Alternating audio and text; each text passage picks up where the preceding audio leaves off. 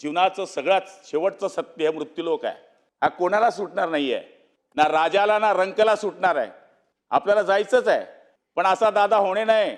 मी एक वेळेस 15 कोटी रुपयाची मुख्यमंत्री महोदयांना मी विनंती केली होती की आपल्याला पाणी चाचणी करता आम्हाला प्रयोगशाळा पाहिजे. त्यांनी मंजूर करून दिली.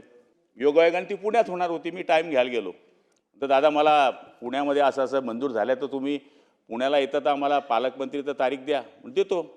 कधी दे म्हणतं शनिवारी द्या, वेळ द्या. घे म्हणे सकाळी 6:30ची. तर दादा सकाळी 6:30 मारे म्हणे 7ची घे. तर दादा मी 12 वाजता पोहोचेल. बघ म्हणे गुलाब माझ्याकडे 7:30 ते 8चा टाईम शिल्लक आहे. 7:30ची घे. तर लोक येतील का, तू टाईम तर घे. मी 7 वाजेपासून हजर होतो. मला माहिती आहे म्हणून टाईमावर येणार. 900 लोक होते सुधीर भाऊ कार्यक्रमाला. 900. 7:07ला आले.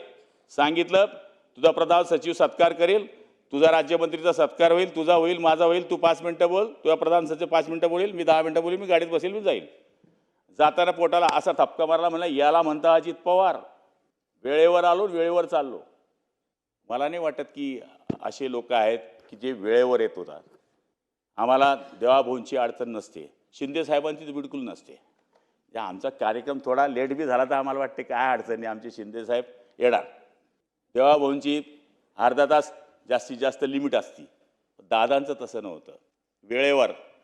आम्ही एक वेळेस दादा आम्ही 4-5 मंत्री होतो. दादा तुम्ही कसं आहे हो तुमचं दिनचर्या? तर म्हणले गुलाब मी रात्री झोपताना सकाळी कोणते कपडे घालायचे ते मी ठेवून देतो, कोणती चप्पल आहे ती बाजूला ठेवून देतो.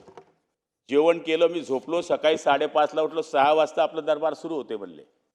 मला तरी असं वाटतं की त्या दरबारमध्ये लाईनीने जसं लोक पंढरीला जातात, गणपती बाप्पाकडे जातात, तसा माझा दीन दलित पडित शोषित त्यांच्या विठ्ठलाला गमवलं हो त्यांनी. बारामतीमध्ये मंदिरात जशी लाईन असते तशी लाईन आम्ही पाहिलेली. मी 1-2च वेळेस गेलो आहे.